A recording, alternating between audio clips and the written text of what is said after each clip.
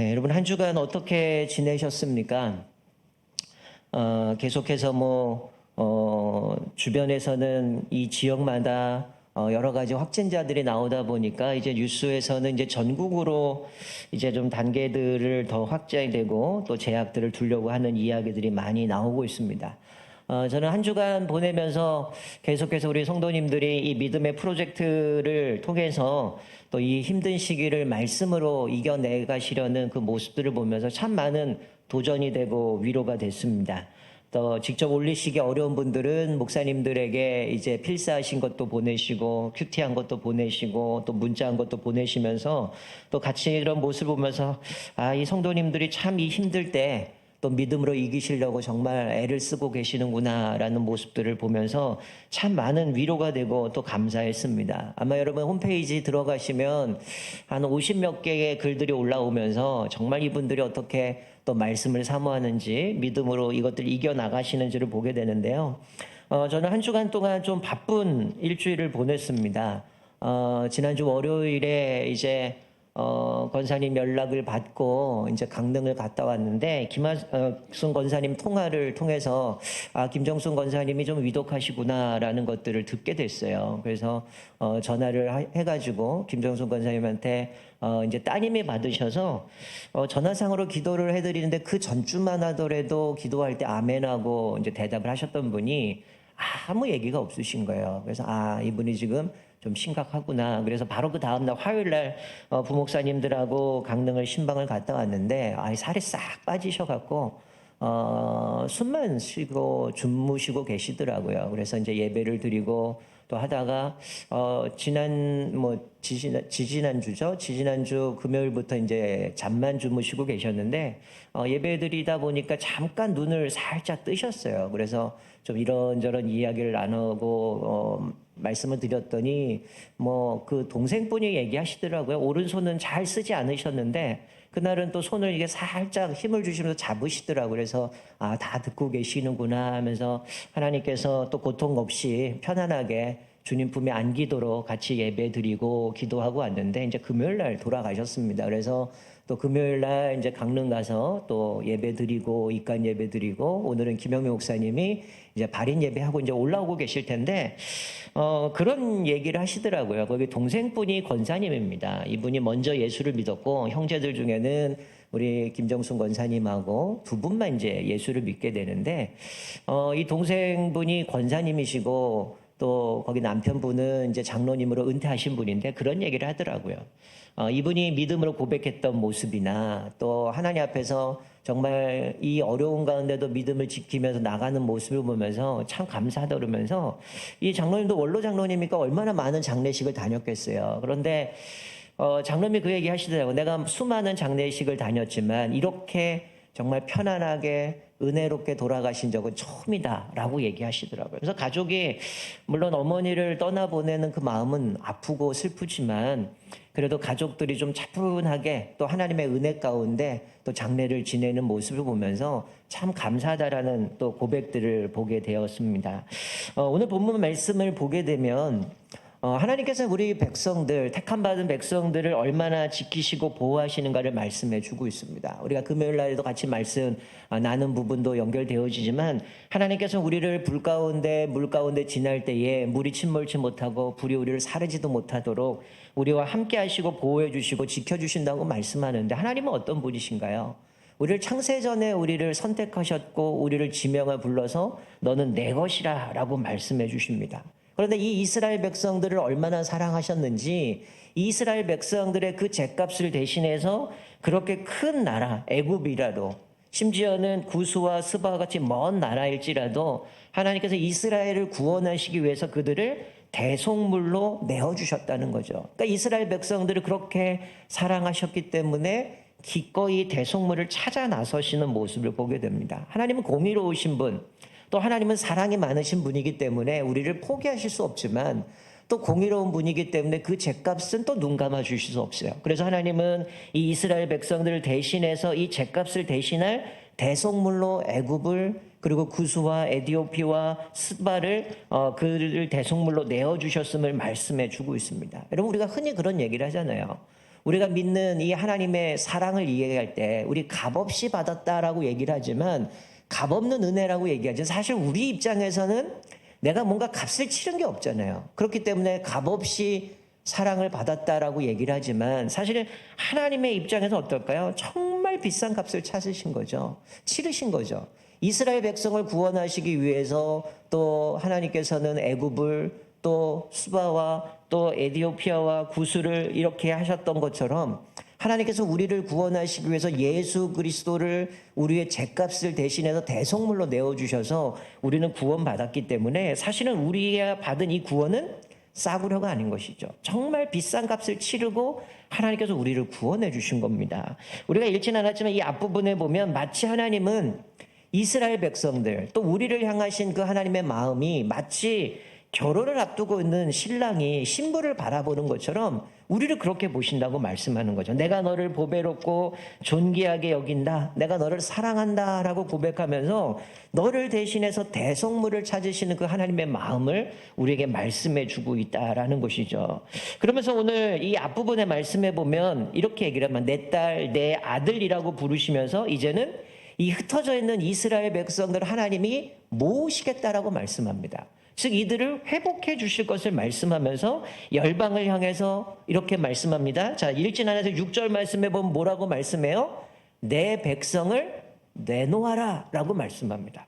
이스라엘 백성들이 알다시피 북이스라엘은 아수르에서 멸망당하면서 이들이 붙들려가면서 흩어버리셨죠. 그리고 남쪽 유다는 바벨론의 포로로 끌려가게 됩니다.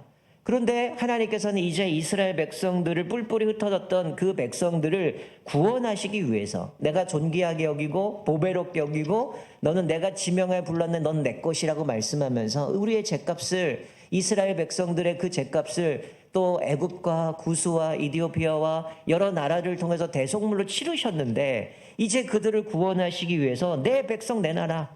흩어져 있지만 하나님이 이들을 포기하신 게 아니라는 거죠. 여전히 그들을 지켜보셨고 그들을 돌보고 계셨음을 보여주면서 이제 흩어져 있던 그 백성들을 동방에서 서방에서 남방에서 북방에서 사방에 흩어져 있는 그들을 불러 모으시겠다고 말씀하면서 그 열방들을 향해서 내 백성을 내놓아라 라고 말씀합니다. 내 거기 때문에 내가 지명하여 불렀기 때문에 내 거니까 너희들 다 돌려보내라 내놓아라 라고 말씀해 주고 있습니다. 근데 여기 7절 말씀해 보면 그런데 이들을 그냥 아무나 오는 게 아니라 흩어져 있는 사람들 가운데 특별히 그들을 한정하고 제한을 하고 있습니다. 어떤 자들입니까? 내 이름으로 불려지는 모든 자들이라고 얘기를 하죠. 이들이 누굽니까? 하나님의 이름을 부르는 백성이죠. 하나님의 주권을 인정하고 하나님의 통치에 순종하는 사람들을 하나님께서 그들을 부르신다라고 말씀합니다. 여러분 우리가 오늘 읽은 24절부터 21절까지의 말씀을 요거를 따로 떼서 읽을 수는 있지만 사실은 이거를 정확하게 이해하려면 그 앞부분과 같이 한꺼번에 말씀을 묵상해야 오늘 이 본문의 말씀 우리가 읽은 본문의 말씀을 구체적으로 이런 의미에서 하나님이 이렇게 말씀하시는구나를 분명하게 깨달을 수 있다라는 거죠. 자, 우리가 주중에 묵상했던 42장의 말씀은 이미 하나님께서는 이렇게 이스라엘 백성들과 열방을 향해서 마치 법정에서 재판하는 그림을 이미지를 가지고 말씀을 하셨어요.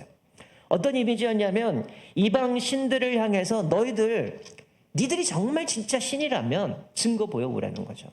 과거에 너희들에게 일했던 이 모든 것들을 이 신들이 어떻게 했는지 한번 이야기해봐라. 증거들을 이야기해봐라. 또 우리가 앞으로 다가올 미래에 대해서 너희들의 신이 진짜라면 그 미래의 일이든 과거의 일이든 증거들을 대보고 그것들을 증거를 대면 너희들이 진짜 신임을 내가 인정하겠다라고 하나님이 그들에게 도전장을 내는 겁니다.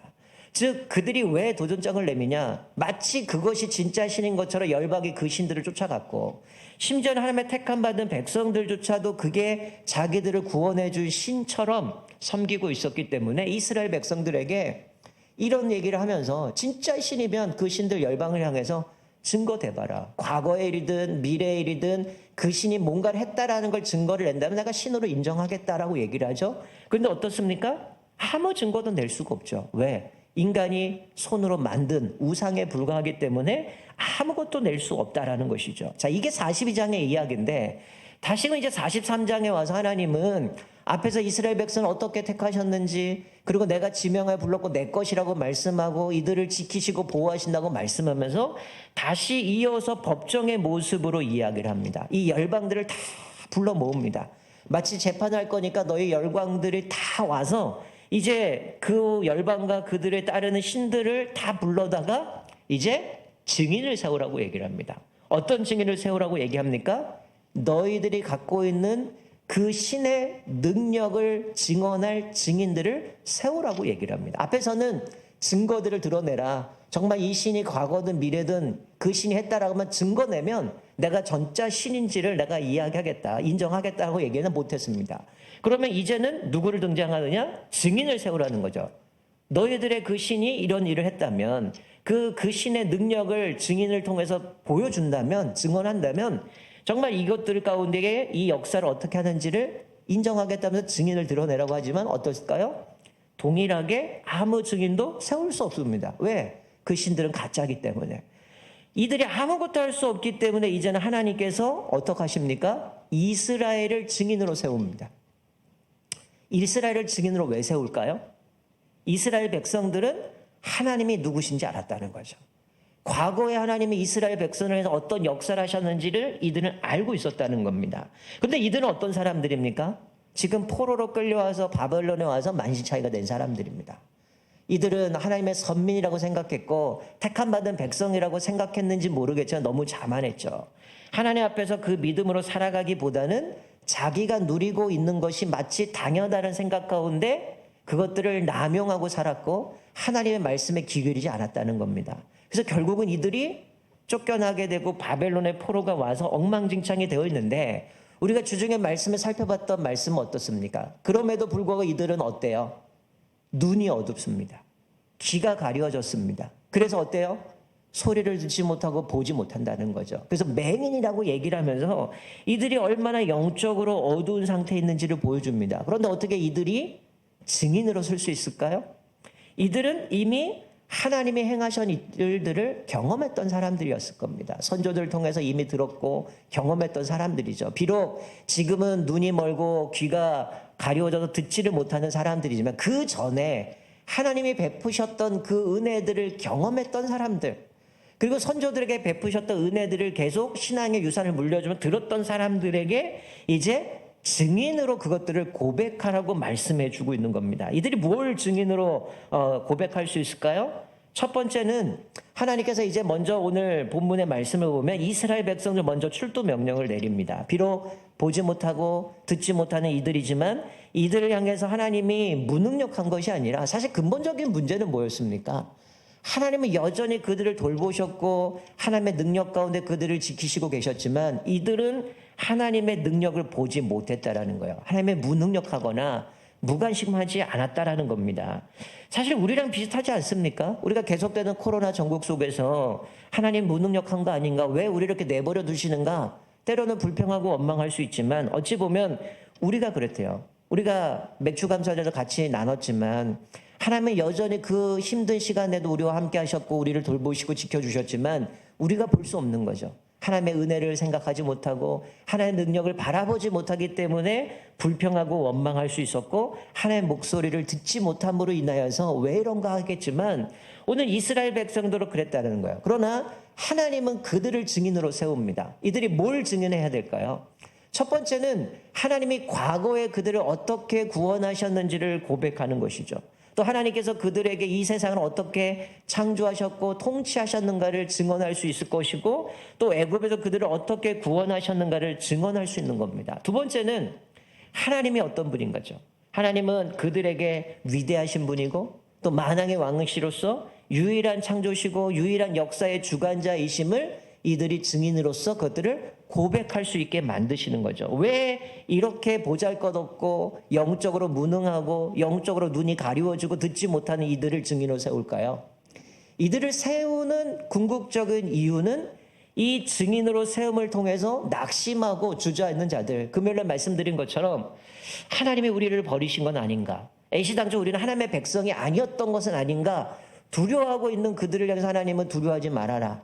물 가운데 불 가운데서 내가 너희를 지킬 것이라 말씀하셨는데, 이들을 증인으로 세우고 있는 건 그렇게 낙심하고 주저하고 있는 그들을 향해서 이 믿음의 고백들을 통해서 다시금 일어날 수 있는 용기를 주어주시고 하나님을 다시 한번 집중할 수 있도록 하기 위해서, 또 여호와만이 유일한 신임을 드러내기 위해서 그들을 증인으로 세우고 있는 모습입니다. 그래서 오늘 읽진 않지만 그 앞부분에 11절 보면 이렇게 말씀하죠. 나 외에 구원자가 없느니라. 또 12절에 보면 이 모든 일을 알려주신 분이 하나님이시다. 이 과거에 하나님이 행하셨던 것, 천지창조의 이 모든 것은 하나님이 하셨기 때문에 그렇기에 내가 너희를 증인으로 삼았다라고 말씀해 주고 있는 거죠. 그러니까 하나님이 하신 일, 하나님이 누구신지를 증인으로 그것들을 고백하면서 그들은 다시금 자기의 잃어버린 신앙들, 자기의 정체성들을 깨닫게 만드시는 것이죠. 그래서 13절에 내 손에 건질 자가 없도다 내가 행하리니 누가 막으리요. 하나님이 역사의 주관자가 되시고 하나님이 행하셨기 때문에 아무도 하나님이 하시는 일들을 막을 수 없다라고 말씀하는 거예요. 하나님의 유일한 구원자시고 하나님의 유일한 역사의 주관자가 되셔 통치하고 계심을 알게 하시기 위해서 주셨다라는 겁니다. 자, 그러면서 오늘 본문에 본격적으로 하나님께서 하시고자 하시는 말씀은 이렇게 너희들을 증인으로 세워서 하나님의 어떤 분이신가를 다 드러내게 하신 이후에 하나님이 본격적으로 이들에게 하고 싶어하는 위로의 말씀, 하나님의 행하실 일들에 대해서 말씀해 주고 있는 거죠. 자, 오늘 본문의 말씀은 이 증인들에게 앞으로 하나님이 보이실 일, 이 증인들이 목격할 하나님의 새 일에 대해서 말씀해 주고 있습니다. 19절에 보면 이제 내가 새 일을 행하리니 이제 나타낼 것이다 라고 말씀합니다. 하나님이 새 일을 행하리니 이제 나타낼 것이라. 이 나타낼 것이라는 원문을 보면 싹이 튼다, 나타낸다, 나온다, 시작된다라는 의미입니다. 즉 이것은 이미 하나님이 42장에서 말씀해 주셨던 것처럼 하나님은 새 일을 시작하셨어요. 하시고 있는 중입니다. 그러나 이들이 보지 못했고 듣지 못했을 뿐이라는 거죠. 그런데 이 누가 이 법정 자리에 모였습니까? 오늘 본문 말씀 앞부분에 보면 이스라엘 백성을 먼저 출두 명령을 내려서 이스라엘 백성들을 증인으로 부르셨고 이제 열방의 모든 사람들 다 불러 모아서 재판정에서 증인을 세워가지고 이제 그것들을 드러내고 있는데, 이제는 이 법정 앞에 온 열방들을 향해서 과거에 하나님께서 애굽에서 자신들을 어떻게 인도하셨는지, 즉 이스라엘 백성을 어떻게 인도하셨고 구원하신 하나님이 어떤 분이신지, 그리고 하나님이 자신들을 어떻게 책임져 주시는지, 그리고 그의 손에서 그들을 빼앗아갈 사람이 없고 그를 지켜주시는 그 모습을 통해서 하나님이 아무리 그들을 봤을 때 패권들이 바뀌잖아요. 바벨론이 멸망당하고 이제 페르시아가 와서 바벨론을 침략해서 그것들을 멸망시키는 모습 가운데에, 그리고 이스라엘 백성들 지금 압제를 당하고 있는 것 가운데 얼마나 두렵겠습니까? 얼마나 낙심되겠습니까? 이런 모습 가운데 역사의 주인이시고 유일한 구원자이신 하나님이 이 모든 일을 행하고 있다라는 것들을 보여준다면 이들에게 있어서는 이것보다 하나님이 우리를 구원해 주신 그 분명한 구원의 근거가 어디 있겠습니까? 즉 이들 과거의 역사만 보더라도 하나님이 그들을 이렇게 부르셨고 창조하셨고 또 애굽에서 그들을 건져주셨다는 이것만 보더라도 하나님이 이제 새 일을 행하시고 자신들을 구원하시겠다는 것, 회복하시겠다는 그 메시지가 얼마나 그들에게는 이 하나님의 약속의 중요한 증거가 되어지는 걸 보여주게 되어지는데, 오늘 본문 말씀을 보면 그러니 지금 너희가 포로 잡혀갖고 있고 좀 어려운 가운데 있지만 하나님의 이 백성을 구원하시겠다라는 이 말씀은 사실 우리가 모세의 율법을 통해서도 알다시피 우리가 맥주감사라는 말씀을 드렸지만 이스라엘 백성을 절기 가운데 뭘 기억하라고 말씀합니까? 사실은 애굽에서 그들을 어떻게 구원하셨는지 무교절, 유월절들을 통해서 그들을 하나님의 은혜를 경험하게 만들었고요. 또 그들이 이제 그 땅에 들어 가나안 땅에 들어 농사를 짓고 얻은 소출들을 향해서 또 하나님 앞에 감사하게 되고 계속해서 하나님의 구원의 역사들을 고백하는 절기를 맞게 되어지는데, 이제 오늘 여기 본문 말씀에서 한 가지 더 확실한 근거를 줍니다. 첫 번째는 과거에 그들에게 어떻게 은혜를 베풀어 주셨고 구원하셨는가, 그것을 통해서 하나님이 우리에게 이제 구원하시겠구나라는 증거를 얻게 되지만, 또 하나는 뭐냐면 바로 하나님께서 구원의 역사를 뛰어넘는 이제 하나님이 행하실 새로운 일, 하나님께 행하실 더 놀라운 일을 행하시기 때문에 그 하나님의 능력을 근거해서 하나님의 우리를 구원하시겠다는 구원을 보장해 주시고 있음을 보여주는 겁니다. 그러니까 이들에게 지금 재판 앞에 나와 있는 이스라엘 백성들을 증인으로 세우시고 하나님이 과거의 일들을 통해서 너희들을 구원하실 것이다. 이제 하나님의 새롭게 행하실 그 일을 통해서 너희를 구원하실 거란 분명한 구원의 보장을 그들에게 주어지는 것이죠. 자, 오늘 본문 말씀 보면 하나님께서 이들에게 행하시는 새 일이 무엇입니까? 오늘 본문 말씀에 이들에게 주시는 새 일이 무엇입니까? 먼저 하나님이 어떤 분인가? 하나님이 이스라엘 구원자고 창조주시고 만왕의 왕이심을 말씀하면서 하나님이 행하시는 새 일은 뭐냐? 바벨론의 사람을 보낸다는 겁니다. 바벨론이 지금 자기들을 짓밟고 있고 포로 생활을 70년 동안 지금 세월을 보내고 있는데 하나님께서 사람을 보내어 그들을 구원하시는데 이 바벨론에 있는 갈대아 사람들이 다 도망가게 하신다는 거예요. 그들이 배를 타고 다 도망가게 만드시겠다는 겁니다. 여러분, 이게 감히 이스라엘 백성들이 상상이나 했겠습니까? 자기들이 선민이고 택함받은 백성이라고 그랬는데 북이스라엘이 멸망당하는 모습을 보면서 그래, 쟤는 하나님을 잘 섬기지 않았기 때문에 저랬을 거야. 그럼 우리는 택함받은 백성이고 우리는 절대 망하지 않아 라고 얘기했는데 바벨론의 포로로 끌려갔습니다.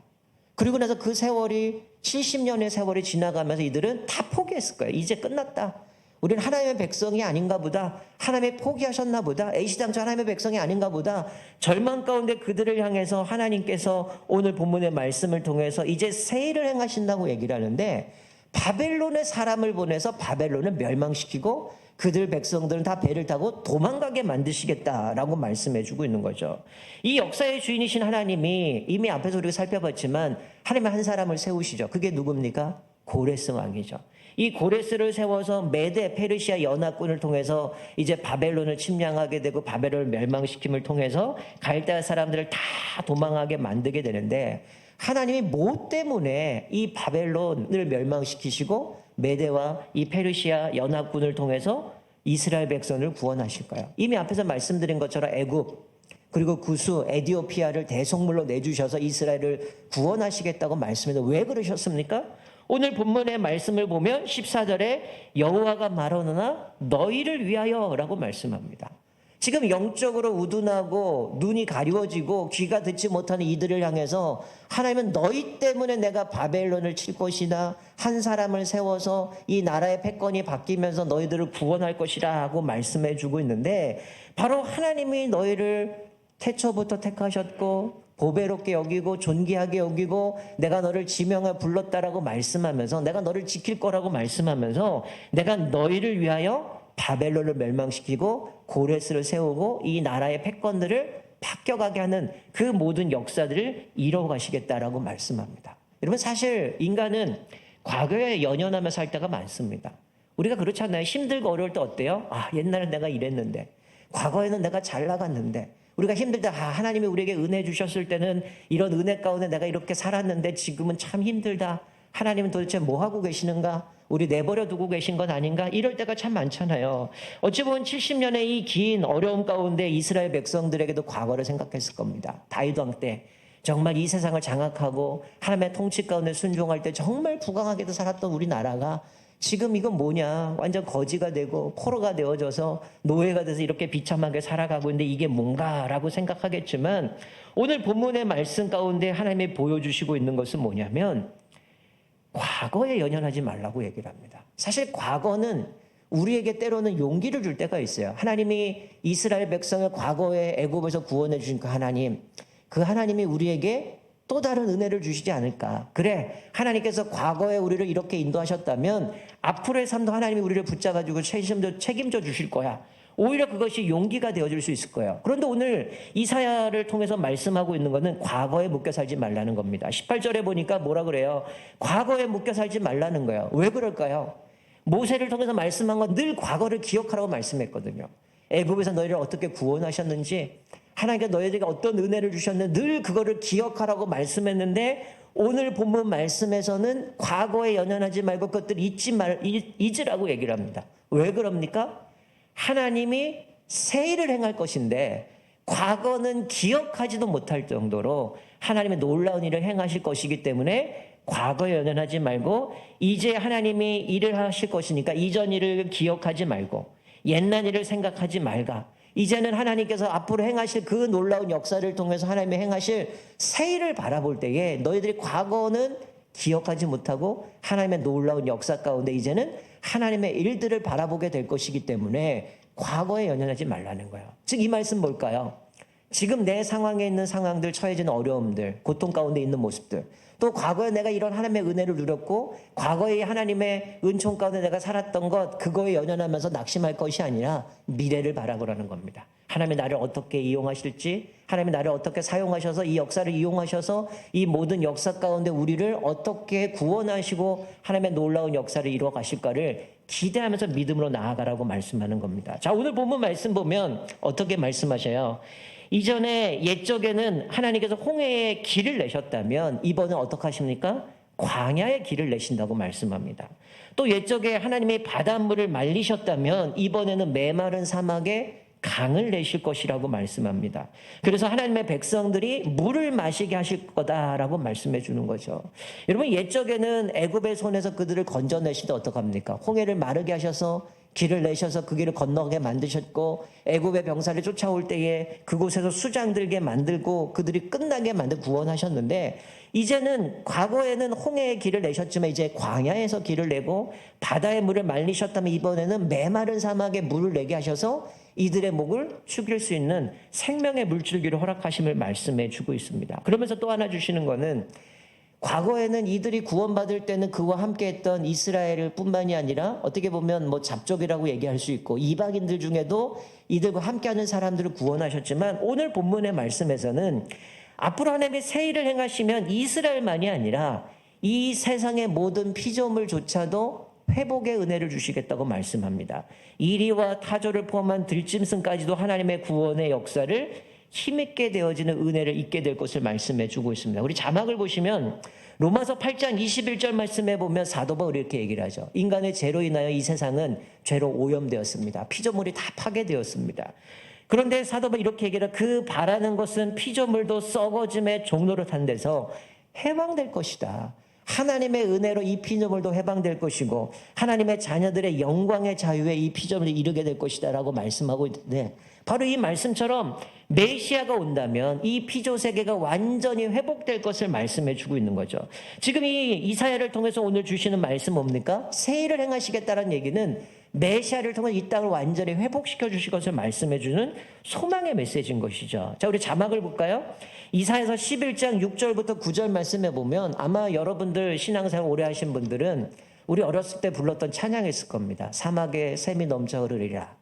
독사굴에 어린이가 손 놓고 장난쳐도 물지 않고 사자와 양이 같이 뛰어놀고, 이런 찬양을 불렀는데 바로 이사야서 11장에 보면 이사야를 통해서 예언했죠. 이 말씀을 보면 뭐라고? 그때에 이리가 어린 양과 함께 살며 포범이 어린 염소와 함께 누우며 송아지와 어린 사자와 살찐 짐승이 함께 있어 어린 아이에게 끌리게 되어지고, 또 뭐라 그래요? 독사굴에 손을 넣고 함께 있어도 상하지 않는 모습 가운데 아무 해함이나 그런 것들이 없는 모습을 보게 되죠. 염소와 곰이 함께 먹으며 그것들의 새끼가 함께 엎드리고 사자가 소처럼 풀을 먹을 것이며, 또 젖먹이는 아이가 독사의 구멍에 장난하며 또 젖된 어린아이가 독사의 구에 손을 넣을 것이라. 그래서 계속해서 말씀하는 거룩한 산 모든 곳에서 해함도 없고 상함도 없을 것이다. 이는 물이 바다를 덮음같이 여호와를 아는 지식이 세상에 가득할 것이다. 충만할 것이다 라고 말씀해 주는 거죠. 이게 뭡니까?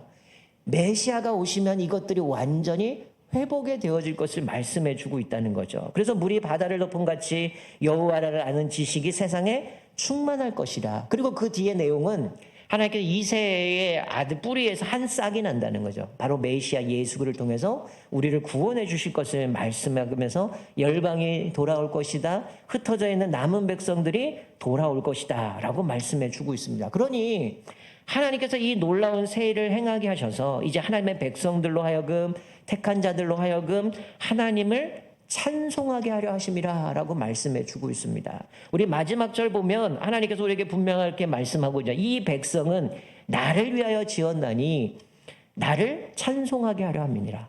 하나님이 우리에게 새 일을 행하시고 우리에게 은혜를 베풀어 주시고 그러므로 인해 우리로 하여금 하나님을 찬양하도록 우리를 만드셨다라고 말씀해 주고 있습니다. 여러분, 우리가 한 주간 보내면서 어떠셨습니까? 어떤 분들은 낙심한 분도 있을 거고요. 또 믿음의 프로젝트를 통해서 하나님 앞에 소망을 가지고 나아가는 분들도 있을 겁니다. 오늘 우리에게 주시는 이 말씀은 이미 이사야 선지를 통해서 이스라엘 백성들에게 회복의 메시지를 주시지만 지금 우리가 코로나로 인하여서 또 내가 겪고 있는 어려움 가운데 고난 가운데 있는 분들에게도 동일하게 우리에게 말씀을 주고 있는 거죠. 과거에 연연하지 말고 하나님이 우리에게 행하실 일들을 바라보라는 겁니다. 우리가 지금 이 코로나가 언제 끝날지, 내가 이 고난 가운데 이 끝이 어딘지 우리가 알 수 없지만 하나님은 내가 새해를 행하시고 하나님께서 우리에게 베푸신 그것들을 기대하면서 주님을 온전히 신뢰하라고 말씀하고 있어요.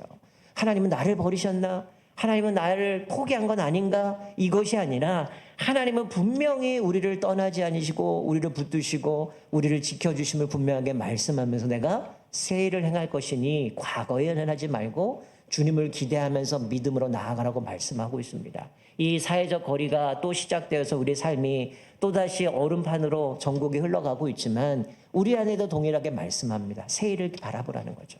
하나님의 우리 인생을 통해서 이 문제 앞에서 나를 어떻게 인도하실지, 하나님의 새로운 놀라운 일들을 이루실 때에 전혀 우리가 생각하지 못하는 방식으로, 누가 바벨론이 멸망할 거라고 생각했겠습니까?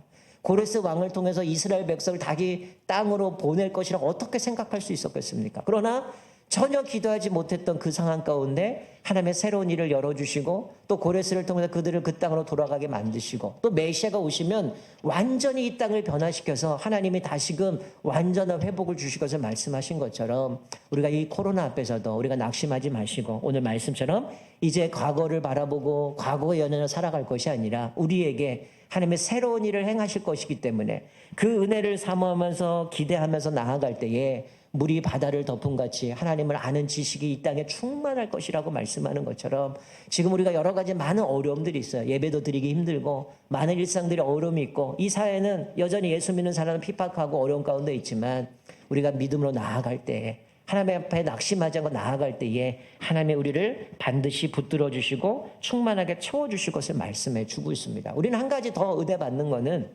예수님을 이 땅에 이미 보내주셨다는 거죠. 그 메시아를 통해서 예수님이 우리의 죄를 대신하여 십자가의 대속물로 죽으셨고 우리에게 산길을 열어주시고 생명의 길을 주셨을 뿐만이 아니라 부활하시고 승천하시고 성령을 보내주셔서 내 안에 내주하시고 우리와 함께 하시고 동행하시고 세상 끝날까지 우리와 함께 하신다고 말씀하기 때문에 우리가 주님을 신뢰하면 믿음으로 나아가는 사람 포기하지 않으시고 우리를 반드시 승리케 해주심을 말씀해 주고 있습니다. 우리 고난 앞에서 이 코로나 앞에서 낙심할 것이 아니라 새해를 행하게 하신다는 그 하나님의 말씀을 기대하면서 우리의 슬픔, 고통, 두려움이 아니라 우리 안에 기쁨으로 희락으로 채워주시는 그 하나님의 은혜로 말미암아 이 어려운 시기를 다시 한번 믿음으로 넉넉히 이겨나가시고 특별히 믿음의 프로젝트를 통해서 여러분의 가정에서 또 믿음으로 주님만 신뢰하면서 이 어려운 가운데도 우리 안에 기쁨이 충만한 저와 여러분 되시기를 주님의 이름으로 축원드립니다. 아멘. 우리 같이 한번